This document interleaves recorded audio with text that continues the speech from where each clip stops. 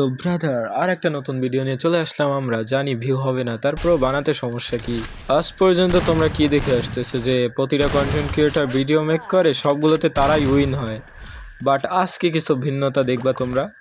আমার পিসির মাদারবোর্ড নষ্ট হয়ে যায়, আমি কিছুদিনের জন্য মোবাইলে শিফট করছি, বাট কি বলবো বাংলাদেশ সার্ভারের প্লেয়ারের কথা ব্রো। এরকম বট মানে একজন পিসি প্লেয়ার যখন মোবাইলে শিফট করে তারে মানে হারানো কোনো ব্যাপার, গর্বের ব্যাপার এইটা ভাই। তাও এখন পর্যন্ত কেউ আমার হারাইতে পারেনি। এই জন্য আমি একদম পাগলের মতো হয়ে একটা প্লেয়ারকে খুঁজতেছি যে আমার 7-0-তে হারাইতে পারে। তোমরা মনে হয় বিশ্বাস করবো না, এই গেমে আমি আমার সবটুকু দিয়ে চেষ্টা করছি, বাট তারপরও গেমটায় কি হলো তোমরা দেখতে থাকো শেষ পর্যন্ত, তাহলেই তো মজা, তাই না? আর ভাই এই ম্যাচটা নিয়ে যা হয়েছে, অনেক কন্ট্রোভার্সি হয়েছে। যাই হোক, সেটা কোনো ব্যাপার না। গেমের জগতে আমি অনেক কাঁচরা প্লেয়ারই দেখছি, বিষয় না সেটা ব্রো। বাট এই যে প্লেয়ারটা আমার মারতেছে, মানে কি বলবো, আমি মনে হয় যখন গেম খেলতেছি এর চোখেই দেখতে পাই নাই।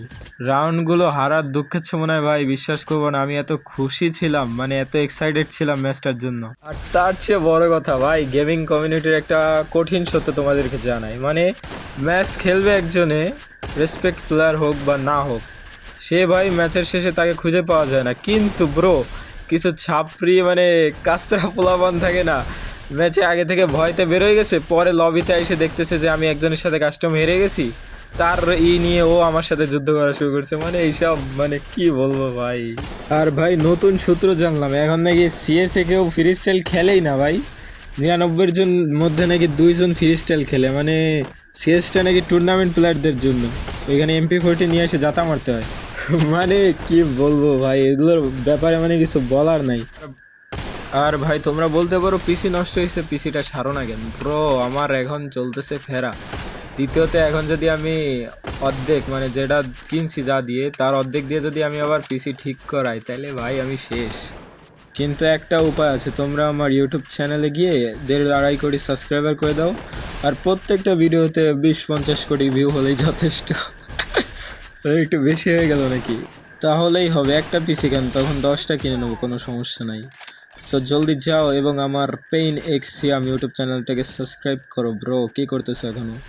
পিসি না ঠিক করা পর্যন্ত আইকনিক লেভেলের গেম প্লে তোমরা দেখতে মিস করবে ব্রো। এই জন্য আমি বলতেছি, যদি গড লেভেলের গেম প্লে দেখতে চাও তাহলে অবশ্যই আমার ইউটিউব চ্যানেল থেকে সাবস্ক্রাইব করে দাও।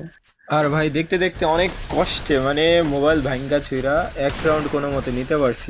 এই প্লেয়ারটাকে আমি চিনি না, একজনের মাধ্যমে আমি এর সাথে কাস্টম খেলতে গেছিলাম, বাট মানে এর গেম প্লে লেভেল এত হাই, কি বলবো, সেরা ব্রো। তুমি যদি আমার ভিডিওটা দেখে থাকো অবশ্যই একটা কমেন্ট করে দিও।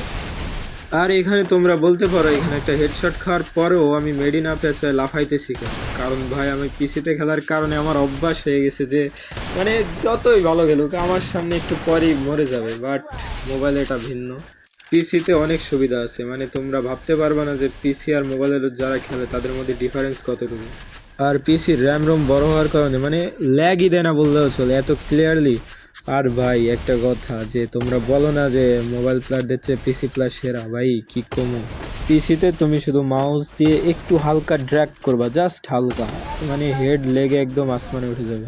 আর আরও কিছু ছোটোখাটো জিনিস আছে, তোমরা যাকে প্যানেল ট্যানেল বলে চিনো, ওগুলোর অনেক কায়দা আছে, যেগুলো তো ভাই তোমাদের এখনকার ইউটিউবাররা ভরে ভরে ইউজ করে, যেগুলো বললেই আবার হয়ে যাবে না roasting content.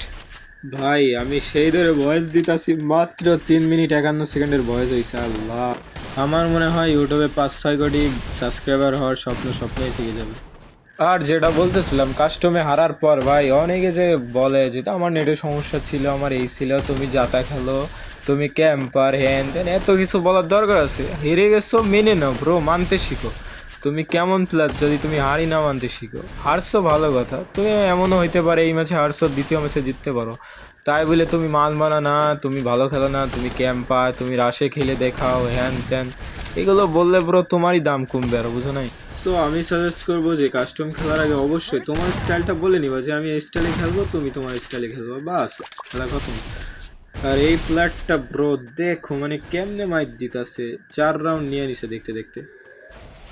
R by the way ভাই, আমার ভিডিও কেউ দেখবে না আমি জানি, এত দূর মনে তো হয় না কেউ আসছে, তাও মনে হইতেছে আর ভয়েস দেওয়া লাগবে না, ভিডিওতে এমনি কেউ দেখবে না, একা একা কথা বলতেছি মনে হচ্ছে আমার। এই পর্যন্ত কে কে এখনো ভিডিওতে স্টিল কন্টিনিউ করতেছো অবশ্যই কমেন্ট করো ব্রো। শেষের দিকে আমি মানে আমার মুভমেন্টটাকে একটু বাড়াই দিছি যে অন্তত 1-2 রাউন্ড তো নেওয়াই উচিত, বাট তারপরও হইলো না ব্রো, সব শেষ।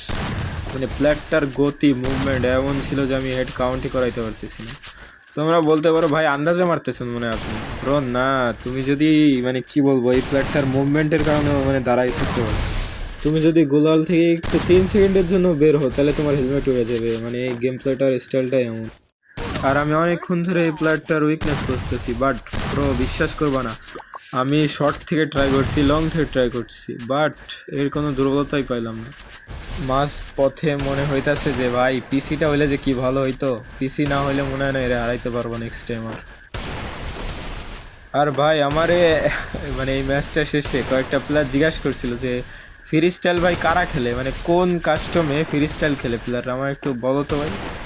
তো আমি কি বলবো আর, তোমাদের কাছে আমি জিজ্ঞাসা করতেছি, তোমরা একটু বলো কমেন্টে যে ফ্রি স্টাইল আসলে কারা খেলে। ব্রো 6 মিনিট হয়ে গেছে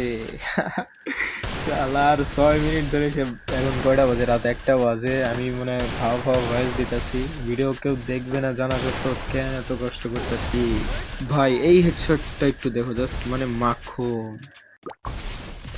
আর কাস্টমে হার জিত থাকবে, এটা নর্মাল বিষয়, এটাকে সিরিয়াস নেওয়ার কিছুই নাই।